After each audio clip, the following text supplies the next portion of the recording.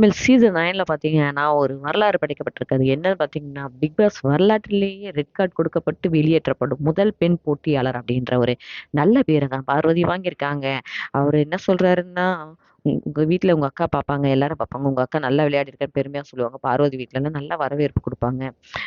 ஒரு இது வந்து உதைச்சு தள்ளி இந்த மாரி விளையாடுறீங்க அப்படின்ற மாரி சொல்றாரு. அதுக்கடுத்து பார்த்தீங்கன்னா, இவங்க 2 பேருக்கு ரெட் கார்ட் கொடுக்கப்படுது. அது வந்து இதுக்கு நடக்கிறதுக்கு முன்னாடி என்ன பேசிக்கிறாங்க 2 பேரும் அப்டின்னா, "அங்க பாரேன் சின்ன சின்ன விஷயம் தான் எப்பவுமே ஊதி பெருசாகும். இந்த மாரி பெரிய விஷயம்லாம் பாரு அப்படியே ஆஃப் ஆயிடும் பாரேன். எனக்கு என்னுடைய இன்ஸ்டிங்க்ட் வந்து சொல்லுது" அப்படின்ட்டு பார்வதி கிட்ட வந்து பேசிட்டு இருக்காங்க. பார்வதி அரை தூக்கத்துல இத கேட்டுட்டு இருந்தாலும் திரும்ப திரும்ப சொல்றாங்க. "அன்னைக்கு பார்த்தீங்களா அந்த சின்ன விஷயம் எவ்வளோ பெருசா ஆச்சு. இந்த பாரு இது பெரிய விஷயம் தான். ஆனா வந்து புஸ்ஸுன்னு போயிடும்." அப்படின்ற மாதிரி அவங்களுக்கு அவங்களே வந்து ஒரு ஆறுதல் குடுத்துக்கிற மாரி தான் வந்து கமருதீன் பேசியிருந்தது. ஆனா ஒரு கட்டத்துல அவர் வந்து உடைஞ்சு அழ ஆரம்பிச்சுட்டாரு.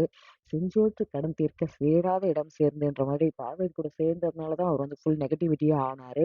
ஆனா அவங்களுக்குள்ளேயே அவங்க என்னதான் சமாதானம் சொல்லிக்கிட்டாலுமே, அதாவது அடக்கி வாசிச்சுட்டு இருந்த தலையா இருக்கும்போது அடக்கி வாசிச்சுட்டு இருந்த கம்ருதீன் இப்ப எங்க போனாரு?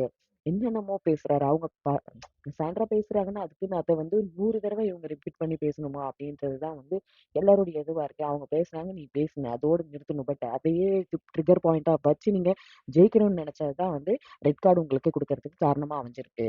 ரெட் கார்டு எவிக்ஷன்னா ஏதோ வெளில அனுப்பிடுவாங்க அப்படின்னு இவங்க நெனச்சுட்டு இருக்காங்களா என்னன்னு தெரியல. ரெட் கார்டு எவிக்ஷன்னா அவங்களுக்கு பார்த்தீங்கன்னா, நோ கடந்து வந்த பாதை வீடியோ, நோ மெமரி ஃபோட்டோஸ் குடுக்க மாட்டாங்க. அதுக்கடுத்து பார்த்தீங்க அப்படின்னா, ஹவுஸ்மேட்ஸ் கிட்ட பேசுறதுக்கு இன்டராக்ட் பண்றதுக்கான வாய்ப்புகள் மறுக்கப்படும். அதேபோல ஸ்டேஜுக்கு கூப்பிட்டு பேச மாட்டாங்க. மட்டும் இல்லாம வந்து இந்த 90 நாட்களுக்கான பேமெண்ட் வழங்கப்படாது அப்படின்ற ஒரு ரூல் சொல்றாங்க. இது ரெட் கார்ட் எவிக்ஷன்ல இருக்கு அப்படின்ற மாரி சொல்றாங்க. பட் அது எந்த அளவுக்கு உண்மை அப்படின்றது நமக்கு தெரியல. ஆனா இந்த இதையும் வந்து சொல்றாங்க. அதனால தான் அவங்க வந்து இவ்ளோ அப்செட் ஆகுறாங்கன்னு சொல்றாங்க.